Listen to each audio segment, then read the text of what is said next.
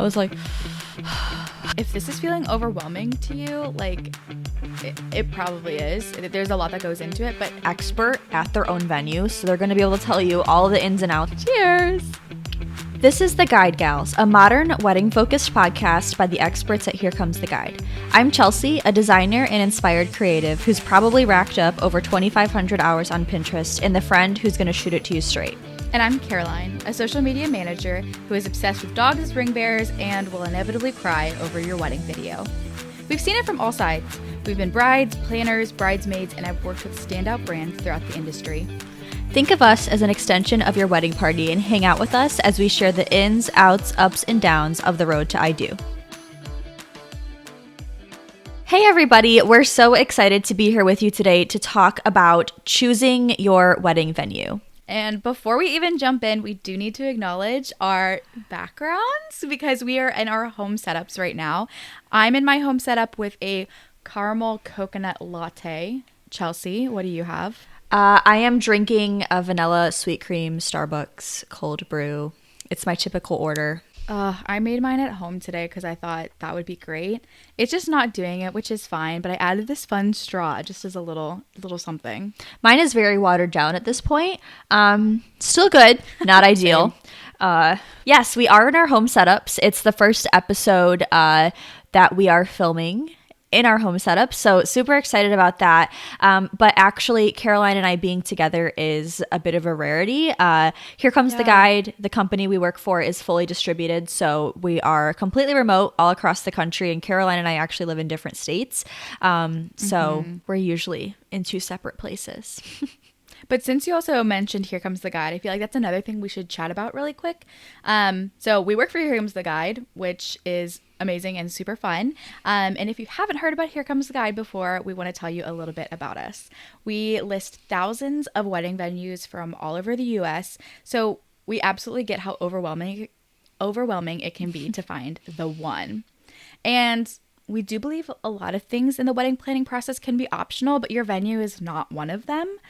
You want an event space that not only fits your budget and your guest count, but also your style. So we have lots of things to talk about with that today. Right. And, where your special day takes place is a huge piece of your puzzle, your wedding planning puzzle. So yeah, we've separated out into 10 tips for you. So we're going to go ahead and break that down. So our first tip for you is to start your search early. So just like anything else, wedding venues book up and they are only able to accommodate a certain number of weddings every year. And, people plan weddings super far in advance and venues book up super far in advance. So you definitely don't want to fall in love with a venue just to figure out that they can't accommodate the date that you have in mind or even your time frame.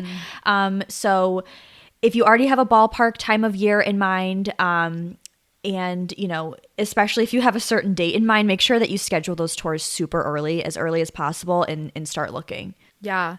So you really do want to keep in mind if you're planning in a pinch or if you have a lot of flexibility, because that can drastically affect your venue's availability or where you end up getting married. So for me, for example, I was absolutely in love with where my parents got married. They got married at this really historic, beautiful chapel. That was my dream.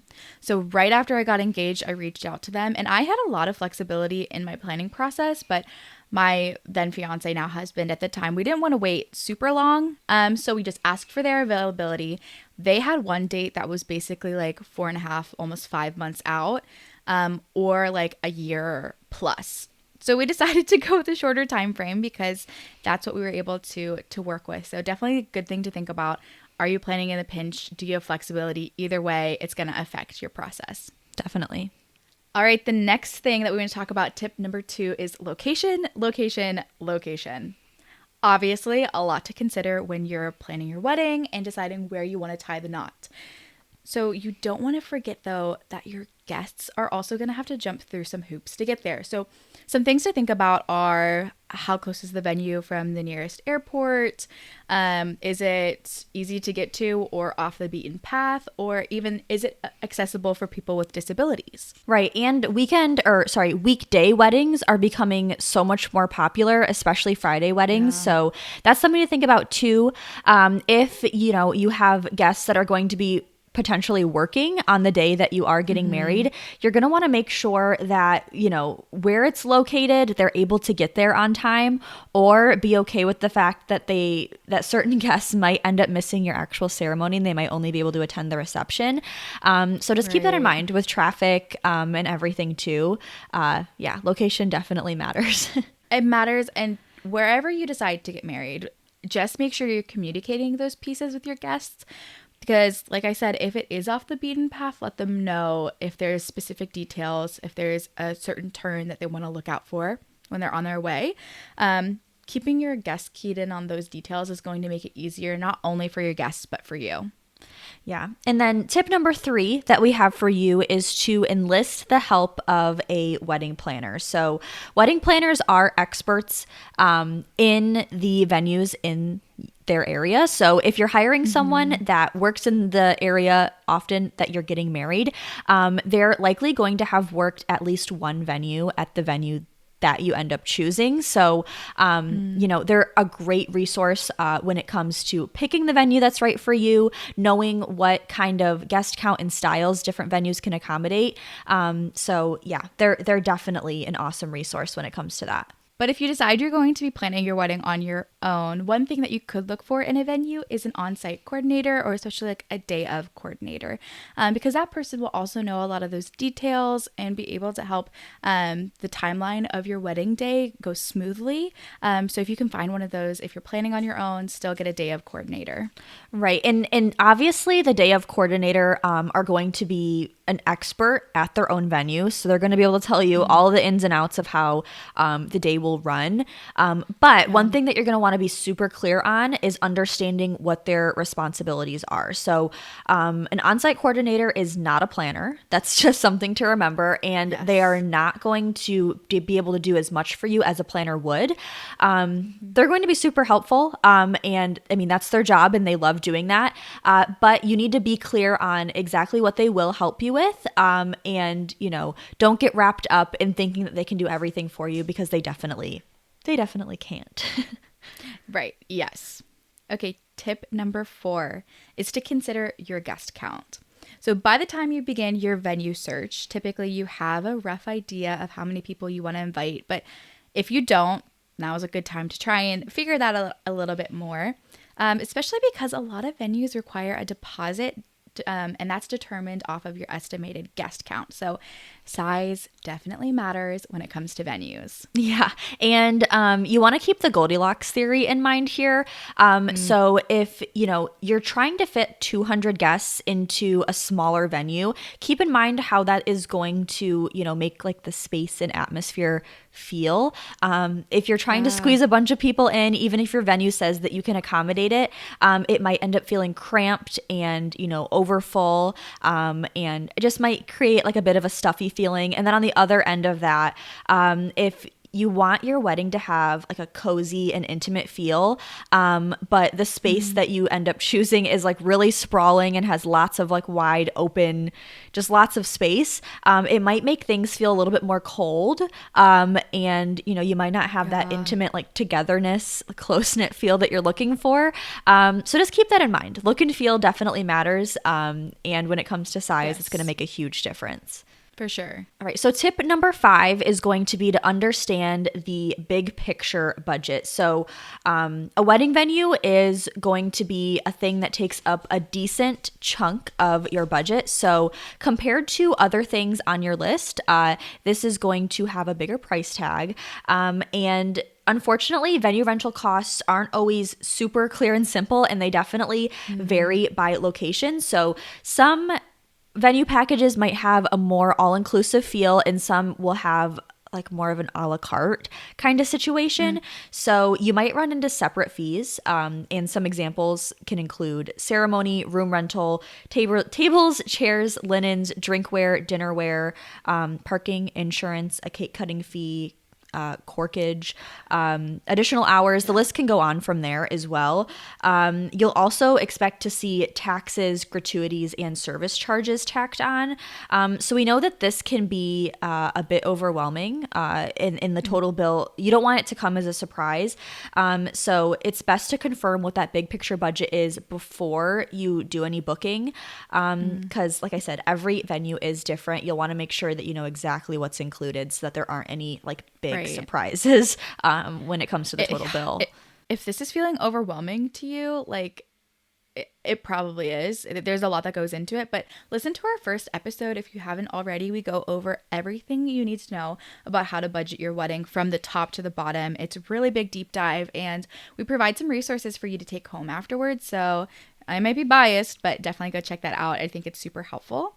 Also on Here Comes the Guide, we have a huge list of venues that come with deals and discounts. So you can search specifically by deals and discounts in your region, your area. So you might find your dream venue on there and it comes with a discount of some sort or a complimentary honeymoon suite. Whatever it is, definitely recommend that you check it out. Okay, so tip number 6 is to determine your wedding style. If you don't have a rough idea of that yet, you'll probably want to step back and ask yourself a couple of questions. These may not seem like the questions you would ask yourself. You'll see where we're going in a second. Will it be formal or casual, indoors, outdoors, ultra modern, free-spirited, or boho? Will it be held at night, during the day? Are kids allowed? Is it adult only? These are just a few of the questions you should maybe start with. Yeah, and by sitting down and taking the time to identify your wedding style before you even start your venue search, this will end up narrowing down that list a lot for you. So if you're looking for something with like a really luxury feel, there's obviously going to be a certain category of venues that are going to fit that style and some that absolutely will not. And like if you want to get married on the beach, that's going to narrow things down as well. So yeah, and it'll help a lot of things really fall into place. Yeah, for sure. And that's the thing that I wanted to touch on was just that your style is not just the way things look, but it's how it feels too. And so finding a venue that feels like your style is really important. If you want that feel of an intimate garden party, then you're going to want to find a place that has a beautiful garden space. So determining that wedding style is really important. And I even think that this will help you determine other planning things as well. Obviously decor would be a big part of it, but like even like what you want your dress to look like, you know, like what your color scheme will be, different things like that. I think, you know, determining that style right off the bat and then finding a venue that fits it will really help just get the ball rolling.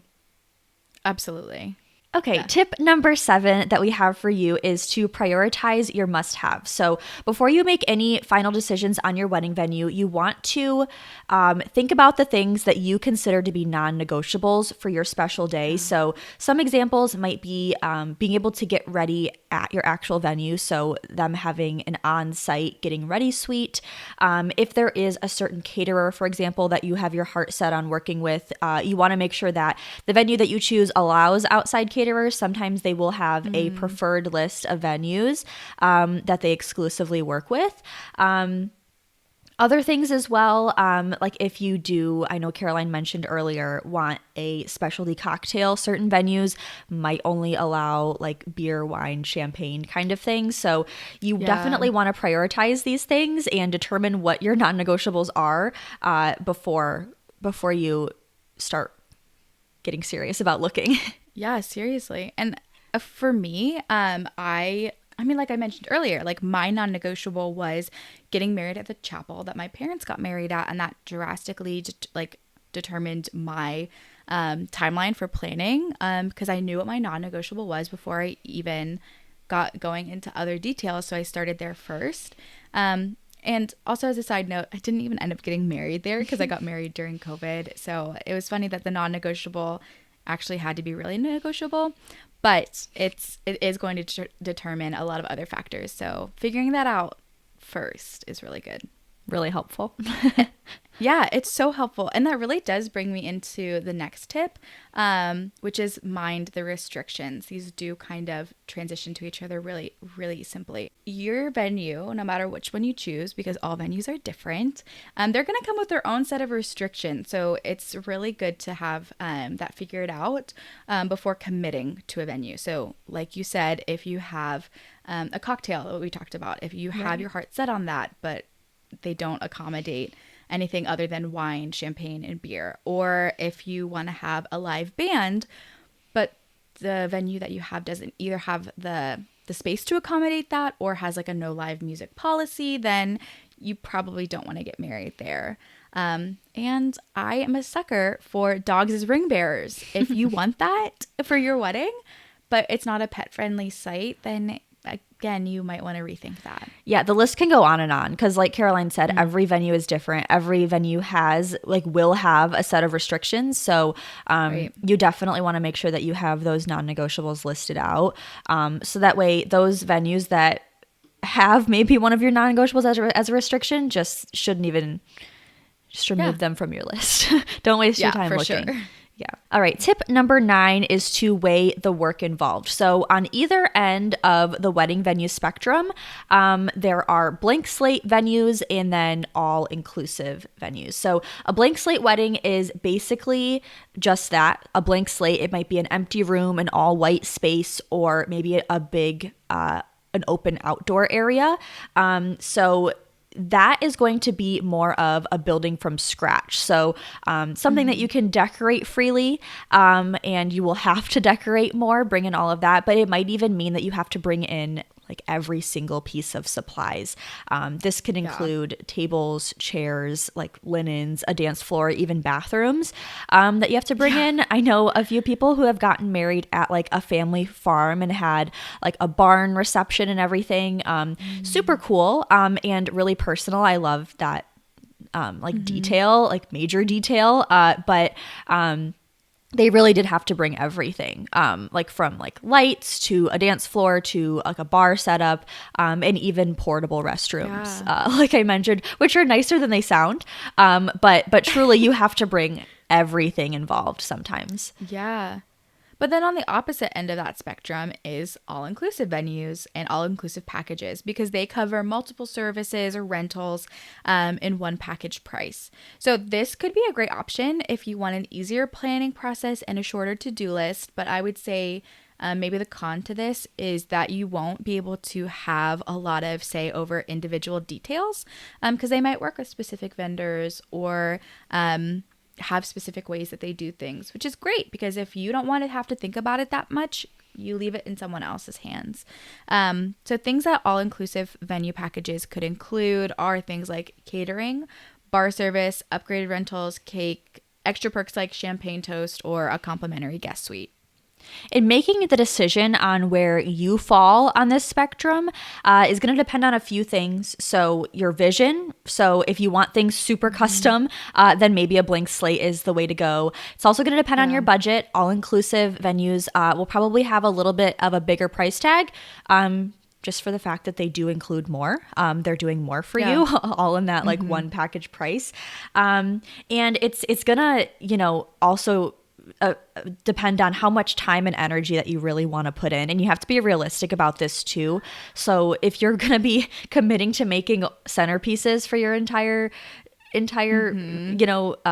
reception or what your entire party, these things take a lot of time. So all-inclusive packages are great for someone whose heart maybe isn't in that DIY planning mode. But yeah, definitely depends on those things and something to think about. Absolutely. And finally, wrapping up with tip number 10 is to trust your gut. Choosing the venue for your big day is a big decision. And like all big decisions, the final choice should really come down to how do you feel about it and trusting your gut. Did this venue give you those warm, fuzzy feelings? Does the staff seem super nice and well-seasoned, professional, and like genuinely excited about your big day? If you're lucky enough to have all of those pieces come together, and if it's your criteria, your budget, your guest count, great. But also make sure that you're picking the one that makes you feel the best. I had this amazing experience at a venue that I was touring with Here Comes the Guide in Pittsburgh. It's called the Gardens of Stonebridge, and Jan there like had to be one of my favorite people to talk to. She gave me those warm, fuzzy feelings. She said that she welcomed, like she and her husband welcomed like all of the guests that came onto their property, except for maybe like 2 weddings that they couldn't attend. And you could just tell they cared so much about not only their property and the weddings that they hosted, but the people that were there. And I think that was something that gave me that feeling, even though I'm not planning a wedding right now, and it didn't matter because I wasn't choosing it. But that was one of those moments where I was like, this is what it would feel like to trust my gut in this moment. Yeah. And at the end of the day, the staff at the wedding venue is going to be part of your wedding. They're going to be interacting with you and your guests, and they're going to be part of your special day. They will be in attendance. So making sure that feels right, and you have that perfect match like Caroline did with Jan, is really important. And a pro tip that we have for you is to make sure that everything that you have been promised is in your written contract. So having everything in writing is super important. In the wedding industry, there is a lot of turnover. And since you're planning your wedding, you're likely planning your wedding so far in advance. It could be over a year before, from when you sign a contract to when your actual wedding will take place. So if you talked to Rebecca at the time of contract signing, that Rebecca might turn into Ryan, like during the day of your wedding. It might be a completely new staff member there. So you want to make sure that if you were verbally promised anything, really comb through your contract, make sure that everything that you think should be there is there in writing before you sign anything and before you make the commitment. Right. Because like you said, if Rebecca's the one giving you those warm, fuzzy feelings, that's great and all. But at the end of the day, we want you to protect your venue and make sure you get everything that you want out of your special day. So yes, trust your gut, but definitely keep this pro tip in mind. Yeah, you don't want any surprises when it's too late to make any changes. So yeah. Yes.